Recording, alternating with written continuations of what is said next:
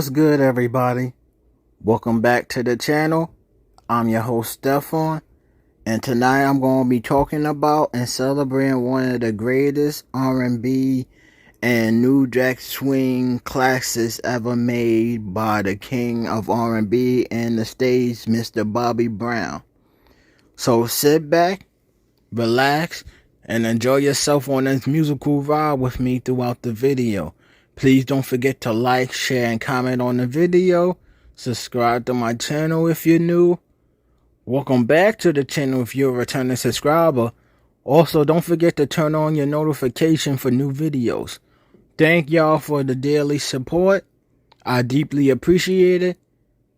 So here we go. Happy 34th anniversary to one of the greatest R&B and New Jack Swing classics ever made with Don't Be Cruel. Don't Be Cruel was Bobby Brown's second album, released on June 20th, 1988 on MCA Records. MCA Records changed producers for this album and had Bobby working with the legendary hit-making, songwriting, and production duo Babyface and L.A. Reid. Bobby dedicated the album to his deceased best friend, James Jimbo Flint, who was stabbed to death when Bobby was age 11. Don't Be Cruel incorporated New Jack Swing, R&B, funk, dance, and soul. Don't Be Cruel peaked at #1 on the U.S. Billboard 200 and included 5 top 10 Billboard Hot 100 hits, with My Prerogative being the U.S. #1 hit. 3 of the singles also reached #1 on the Billboard R&B song charts. My Prerogative was also the biggest second single of 1989, ranking #2 on the Billboard year-end Hot 100 singles of 1989. The album also spent a total of 11 non-consecutive weeks on top the Billboard R&B album charts over the course of 1988 and 1989. Internationally, it reached #1 in Ireland, top 5 in Australia, New Zealand, and the United Kingdom. At the 32nd Grammy Awards, Bobby Brown won Best Male R&B Vocal Performance for Every Little Step. Don't Be Cruel received extremely positive reviews from music critics and fans. It was more successful than his debut album, spending a total of 6 weeks on top of the Billboard 200 and being the best-selling album of 1989 in the U.S. The album sold over 12 million copies in total. On June 20th, 1988, MCA Records released both Bobby Brown's Don't Be Cruel and New Edition Heartbreak on the same day. These 2 albums forever changed not only R&B and soul, but the entire landscape of the music industry simultaneously. In order to understand why this significant, we must begin at the beginning with the day that Bobby Brown was voted out of New Edition in 1985 of December. Amongst mounts of pressure from New Edition management and production team, and the fallout surrounding us all. After his departure from New Edition, Bobby Brown embarked on a solo career that many thought might not work. After a solid but underwhelming debut album, Bobby went back in the studio with producers and songwriters that had the formula to push him over the top. Working with Babyface and L.A. Reid, Bobby began putting the finishing touches on his sophomore solo album. On the flip side, New Edition was going through changes as a group and seems as if Bobby was gearing for something big. As I said, these two albums changed the course of music in so many ways, and while New Edition was the basis of Bobby Brown and his career, nothing could have prepared the world for how big the breakthrough of Bobby Brown would be. At the top of 1986, Bobby Brown was glad to shed himself of New Edition's squeaky clean image and choose producers and songwriters other than Vince Bentley, Rick Thomas, and Michael Cimbello of Jump and Shoot Productions, who the management constantly installed as their musical team, while recording a self-titled LP in 1984, shortly after they won the case that secured their freedom from Streetwise Records. The group discovered they weren't signed directly to MCA, but rather to Jump and Shoot Productions through a production deal arranged by their management. New Edition released album after album in hopes of amassing much money to buy their way out their management and production contracts.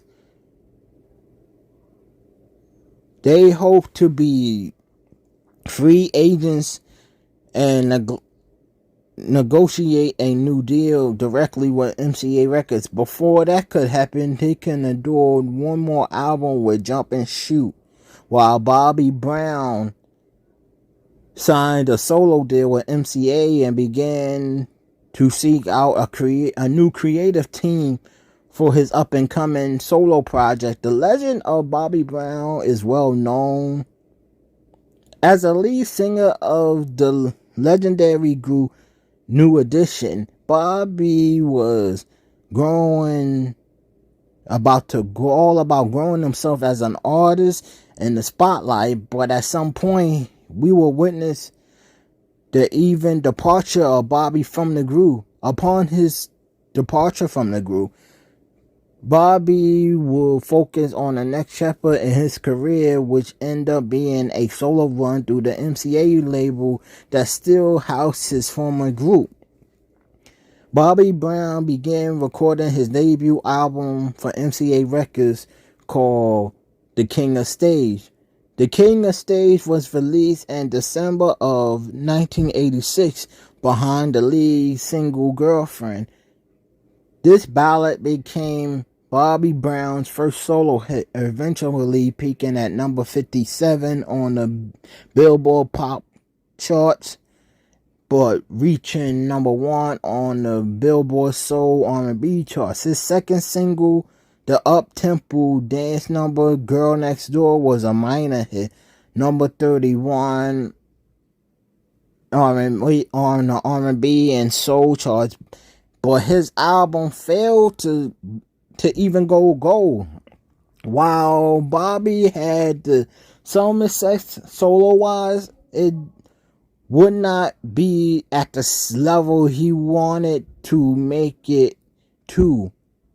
So he set out on a new journey on his second album. As the era of music was changing, the New Jack Swing era was getting underway and needed a new face to spearhead it. Terry Riley, Jimmy Jam, and Terry Lewis and Keith Sweat was making a few names making a presence felt for New Jack Swing. But after going small image change, Bobby Brown will soon become the new face of New Jack Swing. Released following the King of Stage failure to chart, Bobby Brown came back with a vengeance to create a name for himself in the music industry, switching up his image with a Gumby hairstyle and being assigned to the hit-making duo L.A. Reid and Babyface to guide with songwriting and production.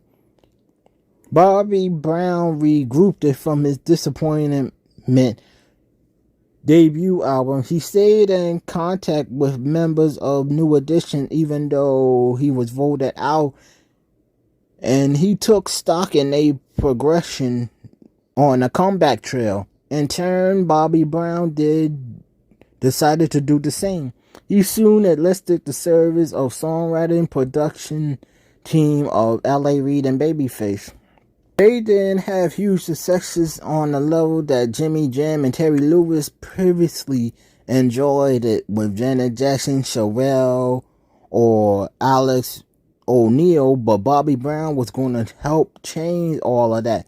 In October of 1987, Bobby Brown, L.A. Reid, Daryl Simmons, Babyface, Gene Griffin, Larry White, and Gordon Jones all began crafting the album that will change popular music forever. It will start with the production progress of his second album, would be titled Don't Be Cruel. Bobby sought to change the pop gum pop star image that got him to prominence and become more aggression, more rugged, and be more like himself. The result will be more rewarding. After working with a different set of production producers on his first album, Bobby will go into this project with the assistance of two future legends and Babyface and L.A. Reid. From there, his life and career would never be the same. The songwriting and the production from Babyface and L.A. Reid would drive this album as they pivot to this project from start to finish. In perspective, I often wonder if those three knew how big this album was going to be when they were making it. But you never really know how the music will be received despite how great you believe it is. Regardless, the album will be major success, making Bobby a household name as a solo artist around the world. And today, with the album turning 34 this week, we figured, what's a better way to commemorate the anniversary of the album other than by looking back at the music that shaped it and the greatness that it's Don't Be Cruel. One of the greatest albums of the 80s and one of the greatest New Jack Swing albums ever.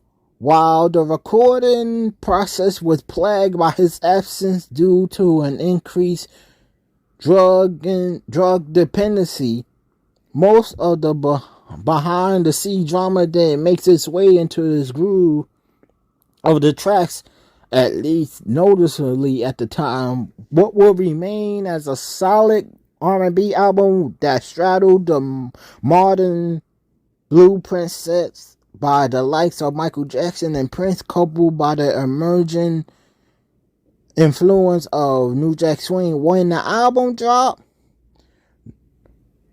the world couldn't be ready for what they was about to hear.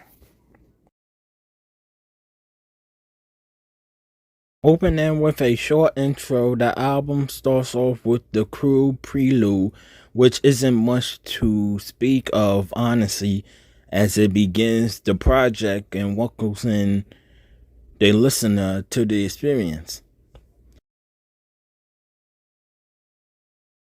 The album goes right into the title track, which is a quintessential New Jack Swing track with a booming sound and catchy lyrics throughout. The hook inspires you to sing along, and the rhythm is definitely for singers of that era. This is actually the second track that he laid down for the album. Hearing the song excited Bobby because it had all the trimmings that he was looking for in this new musical direction. L.A. Reid and Babyface were delivering. I remember hearing the lyrics and going in there and singing it and then listening to it. Once I listened, it was like, okay, I got a rap. It got R&B, it got rap. That's what I need. He also got a title track, making this song the name of the entire album was a direct message. With my first album, they were judging me because I got kicked out of New Addiction. The fans were judging me. So Don't Be Cruel was basically telling them, don't be cruel. Just listen to the music, watch the videos, and trust me, I'm not going to flake out and be an artist that you won't love. I'm all about love. Everything about me is all about love. This is a solid way to start off an album and an excellent track. The album continues with this vibe with the anthem of the album, My Prerogative. The album continues with this classic and slightly in your face single, My Prerogative, which slams back at critics who had a lot to say about the way Bobby was living his life at the time. This track is pure 100% New Jack Swing funk, and it's one of the few songs of the album that wasn't produced and written by Babyface and L.A. Reid. This track was produced by Gene Griffin with some assistance from Teddy Riley to really give the song that New Jack sound. Bobby, who took a lot of criticism for his reckless style and outlandish behavior, decided to fire back on this track, and the result is actually a great listen to showcase the defiant side of Bobby. He will live by his own set of rules and do whatever he wants at any cost. This what the song represents, and it does it very well. To me, the biggest track on the album wasn't the title cut though. It was this, the song that Bobby Brown, Teddy Riley, and Aaron Hall worked on together in New York, and the song ended up being nominated for a Grammy and was number 1 on the Billboard Hot 100. It also nabbed top 10 positions in places such as Ireland, New Zealand, Netherlands, and United Kingdom. He said, I had to let people know that what I'm going to do is what I'm going to do. Can't be mad about it. It's my prerogative, Bobby said. And that's for people to feel. It's your prerogative. Do whatever you going to do, you're going to do it anyway. So don't be ashamed of what you are or who you are or what you're going to do. Just be you. Just as long you be you, no one can take that from you. Bobby said he was speaking to a lot of people at that point. He heard enough from distractors. It's my prerogative that I had a baby at 17. It's my prerogative that I got married at 23. Or it's my prerogative that I do what I want to do, that I get up on the stage every night and bust my ass just to entertain people. It's my prerogative, he said. This is what I want to do, so I do it. This was the last song he recorded for the album. Bobby left the Los Angeles studio to go back to Teddy Riley and Aaron Hall in New York so they can record the song they worked on in an apartment of Teddy Riley. This was the song Bobby wanted. It was jumping off spot for the whole entire project. It was aggressive, the aggressive sound Bobby wanted. The person I was at that time, I was really in the mood for some funk and just something nasty. And Teddy gave it to me. There was no denying, no way of, there is no way to deny the greatness of my prerogative.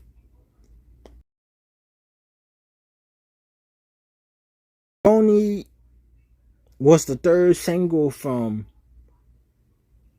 Don't Be Cruel. It peaked at number 3 on the Billboard Hot 100 in May of 1989, making it the third of the album's 4 singles that reached the top 10 and also reached number 2 on the Billboard R&B charts. From the moment the opening note of Roni hit, you instantly became enamored with the production and the smooth melody. For me, the melody was so amazing, and it's probably one of the catchiest melodies I ever heard. And when Bobby comes on the song and he delivers his first verse with a smooth sound, which leads to the beautiful bridge that features some babyface and what may sound like Ralph Tresvant background vocals as well. The hook is beyond amazing, while Bobby isn't the dominant voice on that. Babyface actually sounds like the more the dominant voice on this part. He definitely sticks out regardless. The way the vocals are blended together gives the song a rich harmony.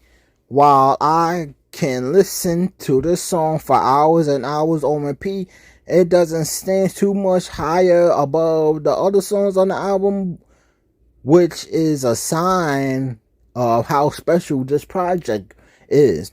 The slow track was first recorded on his album, but it was never intent for him.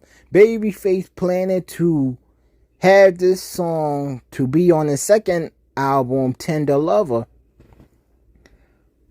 Babyface already recorded the track, but Bobby heard it and loved it and asked if he could lay down some vocals. I put some power on it when I sung it. He was flabbergasted. He was like, dude, oh yeah, this is your song. This ain't my song, because he was also doing his album at the same time. It was like a battle of who can sing the song better. Bobby, you remember, with a laugh. He wrote it and he had it ready for the album. He played it for me and I was like, dude, you got to put some heat on that. He was like, what you mean? I was like, put me in the studio, I'll show you. He heard me sing it. Him in LA was like, no, this got to go on your album. From definite to smooth, it seemed as a seamless transition take place with Roni being next on the list. Of all the songs on this legendary album, Roni is my favorite. Everything from it about it is flawless, from the production to the verses to the hook to the bridge, which with notable baby face ad-libs. Everything about the song is top notch. And when you consider the songs on this album, the fact that I'm crowning Roni as the best speaks to the quality of the song without question.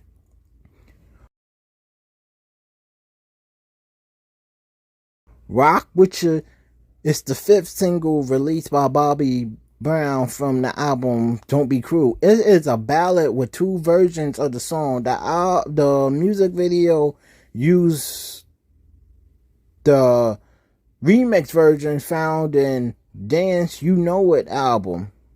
It peaked at number 7 on the Billboard Hot 100 in the late 1989.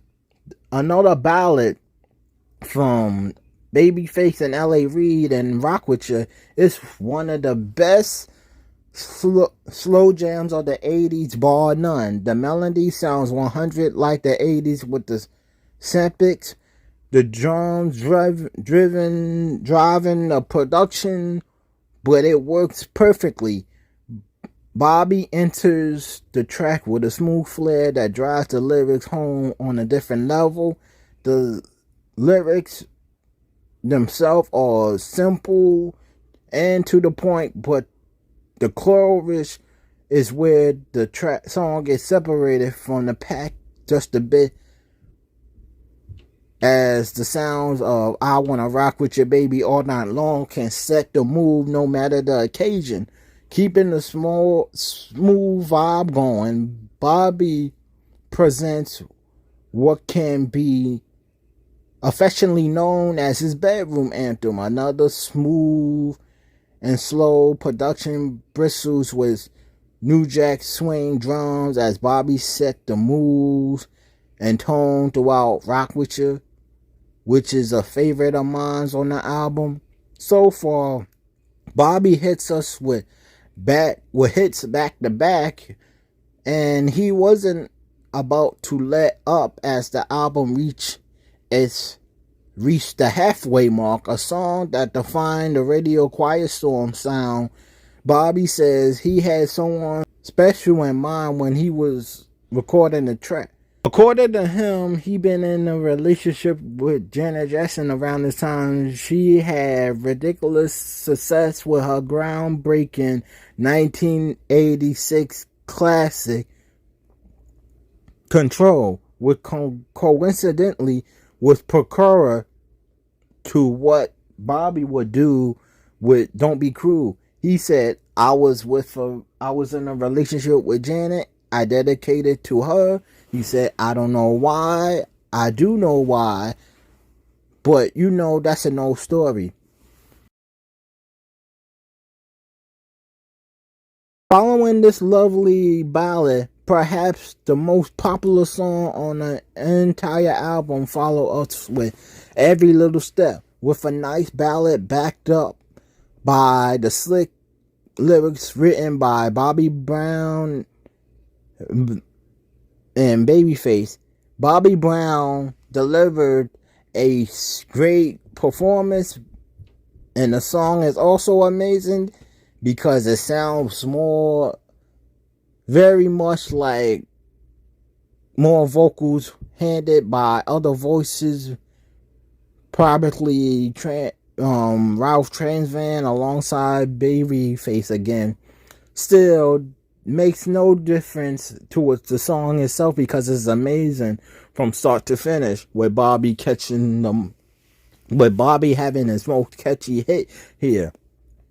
The bridge is also one of my favorite parts of the song, as the no matter what your friend try to tell you opening says of the said bridge, this flows so beautifully.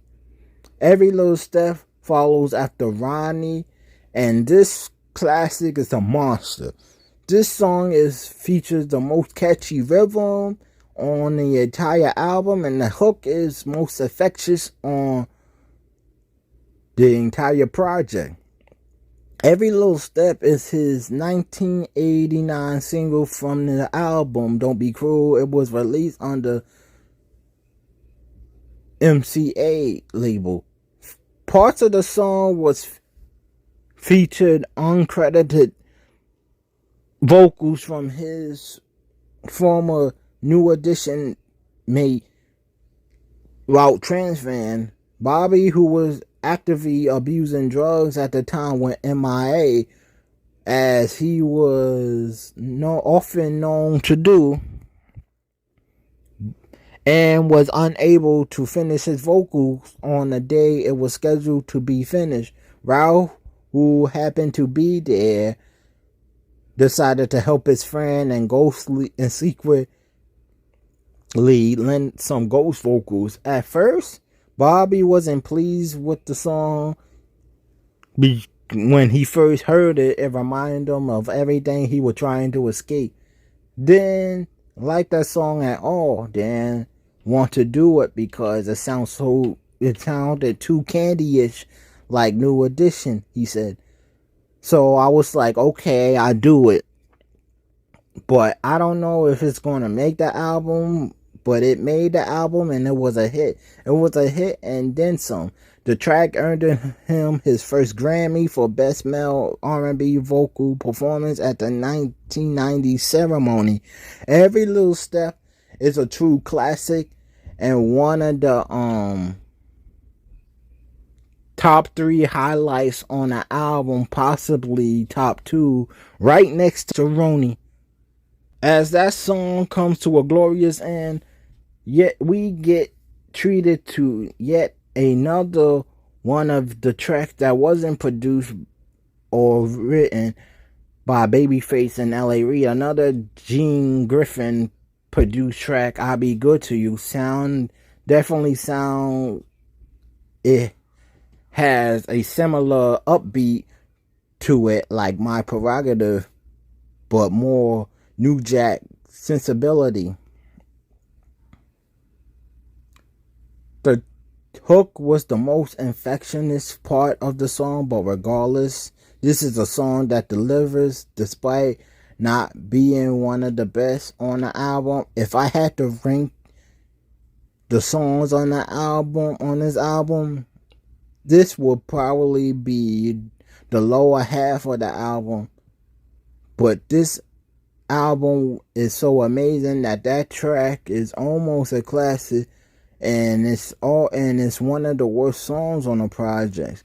However, it does speak volumes that the songs not produced and written by Babyface tend to fall in the lower tide category, but regardless, it's still a great song. After those back-to-back hits, Bobby keeps the momentum going with "I Be Good to You," which is a good track, but not necessarily a favorite or one of my favorites. It doesn't break up the flow of the album, and it's a good song on its own. He co-wrote this track with Gene Griffin, who was instrumental in writing and producing music for acts such as Rex-N-Effect, Guy, Boy George, Heavy D, and Keith Sweat. We were just having fun, and the track was too funky to give up. I didn't want to give that track to nobody, he said. After writing, and we just decided it would go onto the album. Bobby went to his trusted friend Larry White to help him with this track. Larry had delivered his long hit from King of Stage, Girlfriend, which hit number 1 on the R&B charts for 2 weeks. Larry, he always been a good friend. He used to play guitar for me, and he wrote Girlfriend, and I needed another hit, he said. I was like, I'm going to the source, And Larry was there with a brand new song that was just dynamite, and I was able to write something on it that was good. Bobby took the jazzy route on Take It Slow, as a smooth and slow rhythm has a smooth and vibe to it, and the song doesn't disappoint at all. Bobby is hitting home runs out of the park with each track, and truthfully, Take It Slow is one of his most well put together tracks in his career. As the album nears the end, there are two underrated gems that close the project that doesn't get enough credit compared to the singles.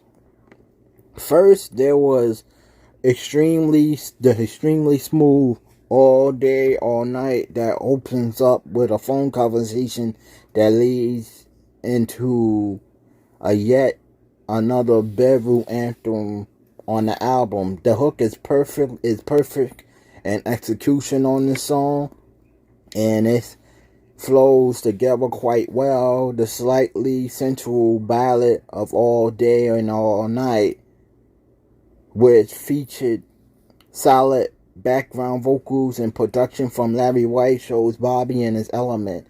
Bobby wanted to get away with the image that he was given in New Edition as the teenage smooth singing artist and move into more mature adult like territory with his solo music. Regardless, this song is a great ballad and it keeps the flow of the album intact for sure. This Sex Up track came after a night of fishing. Bobby laughs at the memory. They took a break from recording to do something entirely different. He and Lenny, who co-wrote the track, left the studio to go fishing. They didn't catch a thing, so they head back to the studio to work on what became this sexy tune. We went to the studio and started writing, and that's what came out, he said. The last official song on the album is the extremely affectionate I Really Love You Girl, which produced by Gene Griffin and written by Bobby and Gordon Jones. It is a ballad with a perfect harmony between Bobby and a female vocalist on a hook, and just a overall great sound. I Really Love You Girl is a great way to close it out, a declarance of love to the woman who means the world to him. Bobby coasts over the track rather easily and delivers once again. It's really amazing how seamless this album is and how it flows so well. Bobby had a lot to work for. He was only 19 when Don't Be Cruel dropped, but he was already a father. The mother of his children was going through a lot. Her children's father was on the road chasing fame and redirecting a career he sacrificed a lot for. And Bobby wanted to honor her. He scribbled down what entirely became the lyrics to this track years ago in homage. He ended up co-writing the song with Gordon Jones. He said, "My daughter and my son's mom, I had wrote that song long ago. I wrote it for her and sung it to her first. And then all of a sudden, here I am doing my second album, and I figured, why not put it on the album?" The album ends with Cruel Reprise, which is a small outro essentially. The album closes out the same way it began, with those haunting chamber music-like sounds, signaling the sound of the genre defining game changing album. What Bobby and his production team would be able to put together to do was single-handedly change everything with one album. Don't Be Cruel has inspired so much of what we hear today in R&B and pop music, and 34 years later it still resonates. It means everything, he says. We put in the work and people appreciate it. The people took to it. It's everlasting. These cats nowadays only put out music that will be forgotten in 20 days. So I'm grateful that we be able to do things that are so memorable and give a message and spread love throughout the world. It's been a nice journey to make music that uplifts people and gives people hope, give type of spirit that life doesn't give you. You need music in order to maintain your sanity. Music lets you remember different things. Music is everything. When this album released, Bobby Brown was a solo artist looking to take his career to the next level. When the album was finished, the final run, he was one of the biggest stars in the world with an album that sold over 7 million copies that turned into 12 million copies worldwide and surged in popularity and hit records. 34 years ago, Bobby Brown became a true star in the music world and changed the game forever. And it all started with this Don't Be Cruel album. 34 years later, this album sounds just as great, perhaps even better, with the staying power and the longevity of an artist like Bobby to the music world. He is one of a kind, and there will never be anything like him, period. While the follow-up, Bobby was more consistent and more musically strong. Don't Be Cruel was his shining moment.